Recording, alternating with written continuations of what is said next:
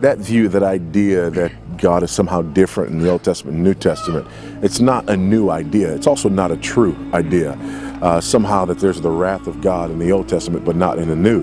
No, read Romans chapter 1. Read Acts chapter 5. Ananias and Sapphira are struck down dead in the New Testament. So God is consistent throughout. God hates sin in the Old Testament and the New. In fact, the greatest wrath that God ever poured out was in the New Testament during the crucifixion, when he crushes and kills his only son for the sins of the world.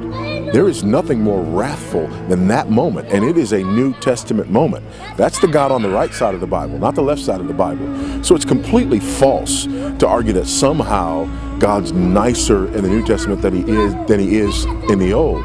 And the fact of the matter is, God shows us tremendous grace, because the wrath that we see from God is what all of us deserve constantly. But he does not pour out that wrath the way we deserve it. Instead, he gives us grace.